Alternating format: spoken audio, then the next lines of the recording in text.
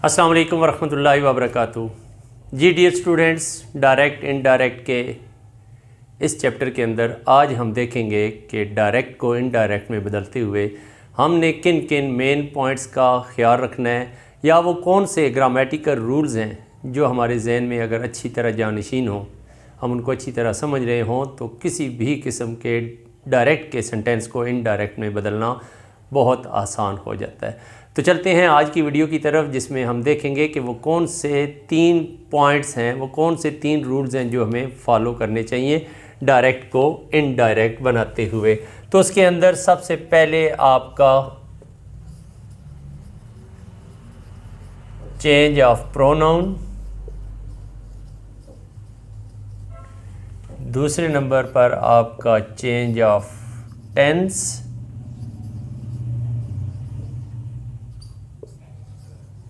और change of tenses, और तीसरे नंबर पर चेंज ऑफ सर्टेन वर्ड्स शामिल है।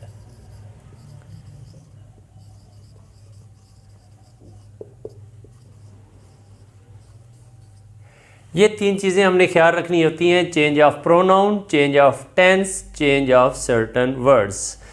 इसको एक्सप्लेन करने से पहले हम एक जुमला लेते हैं डायरेक्ट का।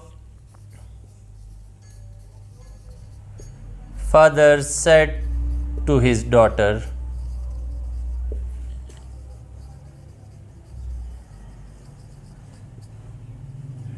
कॉमा, स्पेस देने के बाद inverted commas, I will give you a gift, full stop, inverted commas, close. Father said to his daughter, I will give you a gift.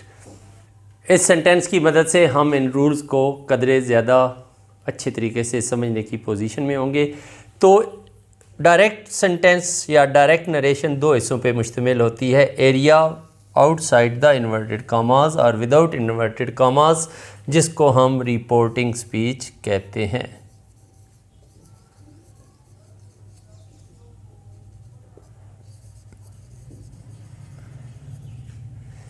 जबकि इन्वर्टेड कॉमास के अंदर का एरिया जो बात बताई गई है, हम इसे रिपोर्टिंग स्पीच कहते हैं।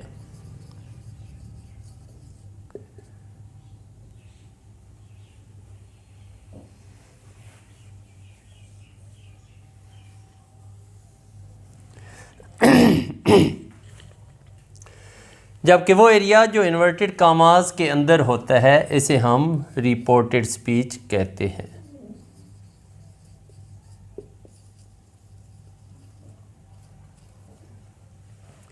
आपका डायरेक्ट का सेंटेंस 2 हिस्सों पे मुश्तमिल होता है, विदाउट इन्वर्टेड कॉमास और इन्वर्टेड कॉमास के अंदर, जिसको हम एक कॉमा की मदद से अलग कर रहे होते हैं। पिछली वीडियो में हमने डिस्कस किया था कि ये एरिया बाद में भी आ सकता है और ये एरिया शुरू में भी आ सकता है। तो हमें याद रखना चाहिए कि रिपोर्टिंग स्पीच हमेशा इन्वर्टेड कॉमा से बाहर होगी, और जिसमें बताया जाएगा कि कौन किस से कुछ कह रहा है, ऑर्डर कर रहा है, रिक्वेस्ट कर रहा है, दुआ कर रहा है, एट्सेट्रा। और रिपोर्टेड स्पीच वो बात जो कही गई, जो सब्जेक्ट ने ऑब्जेक्ट से कही। तो आते हैं, हम देखते हैं चेंज ऑफ प्रोनाउन के अंदर हमने क्या काम करना है। तो पहली चीज़ हम डिस्कस करते हैं change of pronoun.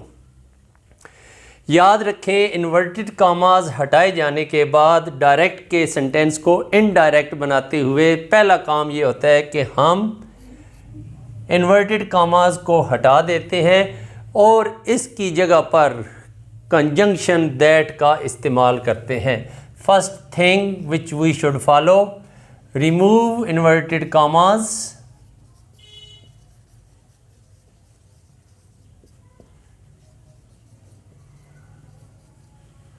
and use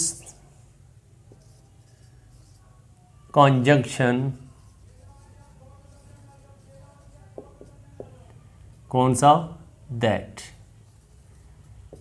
तो पहला काम हम ये करते हैं डायरेक्ट को इनडायरेक्ट बनाते हुए कि हम इन्वर्टेड कॉमास को हटा देते हैं और उसकी जगह लफ्ज़ दैट का इस्तेमाल करते हैं। उसके बाद हमने चेंज ऑफ प्रोनाउन को देखना है। तो याद रखें, रिपोर्टेड स्पीच के अंदर फर्स्ट पर्सन रिपोर्टिंग स्पीच के सब्जेक्ट के मुताबिक, यानी आई हुई रिपोर्टिंग स्पीच के सब्जेक्ट के मुताबिक, सेकंड पर्सन यानी यू वो रिपोर्टिंग स्पीच के ऑब्जेक्ट के मुताबिक चेंज होता है। जबकि रिपोर्टेड स्पीच के अंदर अगर थर्ड पर्सन मौजूद है तो वो अनचेंज्ड रहता है, उसको चेंज नहीं किया जाता। इसको हम रूल की सूरत में लिखना चाहें तो क्या लिखते हैं, फर्स्ट पर्सन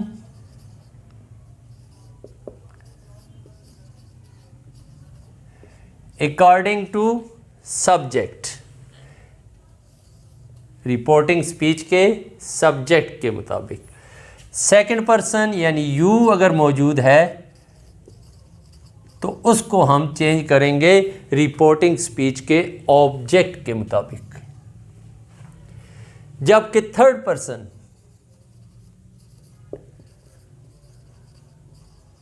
उसको हम एज इट इज़ यूज़ करते हैं, यानी उसको चेंज नहीं किया जाता।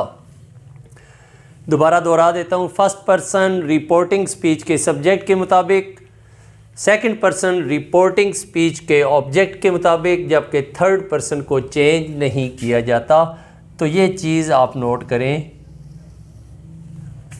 कुछ ग्रामेरियंस इसको रूल ऑफ सन भी बोलते हैं, यानी rule of subject object and no change for first person, second person and third person respectively. Reported speech के अंदर जहाँ जहाँ प्रोनाउन इस्तेमाल होगा आपने उस चीज़ का ख्याल रखना है कि वो फर्स्ट पर्सन का प्रोनाउन है, सेकंड का या थर्ड का, और उसकी यहाँ पे अगर सब्जेक्टिव हालत है, ऑब्जेक्टिव हालत है या पोजेसिव हालत है, रिपोर्टिंग स्पीच के सब्जेक्ट और ऑब्जेक्ट के मुताबिक उनके सब्जेक्टिव, ऑब्जेक्टिव या पोजेसिव केसेस ही आपने इस्तेमाल करने हैं। ये चीज़ें जब आगे हम एक्सरसाइजेस कर रहे होंगे तो इंशाल्लाह ज़्यादा क्लियर हो जाएगा। तो पहला पॉइंट चेंज ऑफ प्रोनाउन में हम देखते हैं कि first person of reported speech that is change according to the subject of reporting speech, second person of reported speech is changed according to the object of reporting speech, while third person pronoun in reported speech remains unchanged। तो ये हमारा पहला rule था change of pronouns. Rule number 2 की तरफ चलते हैं और उसमें हम देखते हैं कि वहाँ हमने क्या तब्दीलियाँ करनी हैं। रूल नंबर 2 है चेंज ऑफ टेंस।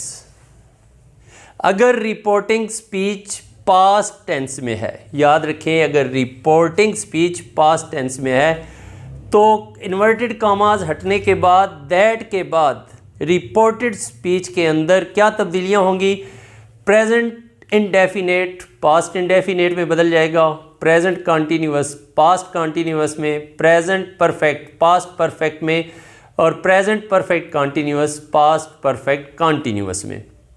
इसके अलावा विल शैल को वुड से बदल दिया जाएगा, कैन को कुड से, मेक को माइट से। इस तरह हम पास्ट इंडेफिनेट में मौजूद रिपोर्टिंग स्पीच के मुताबिक इन्वर्टेड कॉमास हटने के बाद रिपोर्टेड स्पीच के टेंस को चेंज कर देते हैं। इसके साथ ये भी याद रखिए कि अगर रिपोर्टिंग स्पीच प्रेजेंट या फ्यूचर में है तो इन्वर्टेड कॉमास हटाने के बाद रिपोर्टेड स्पीच के अंदर टेंस की तब्दीली नहीं की जाती। ये चीज़ भी हम एक्सरसाइज करते हुए देखेंगे। तो आम तरीन बात यह है कि जब आपकी रिपोर्टिंग स्पीच पास्ट में है तो फिर रिपोर्टेड स्पीच के अंदर क्या तब्दीलियाँ हो रही होती हैं। तो हम ज़माने में तब्दीली कैसे करते हैं, present indefinite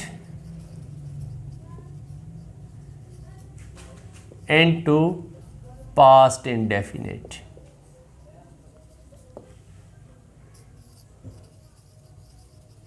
present continuous into past continuous, present perfect into past perfect, present perfect continuous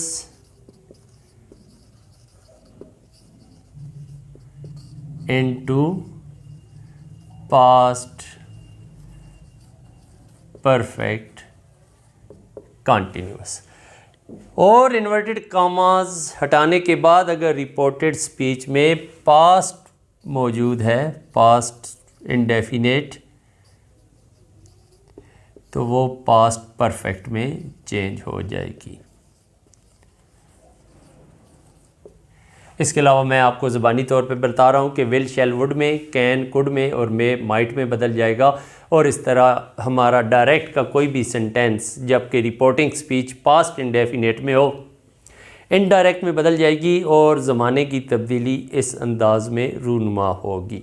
ये था हमारा rule number 2, change of tense. और अब हम तीसरे पॉइंट की तरफ जाते हैं, जिसके अंदर देखते हैं कि इन्वर्टेड कॉमास हटाए जाने के बाद यानी डायरेक्ट के जुमले को इनडायरेक्ट का बनाते हुए हम क्या क्या तब्दीलियां करते हैं। आपके सामने एक टेबल ज़ाहिर हो रहा है। इस टेबल के अंदर आप सर्टन वर्ड्स देख रहे हैं।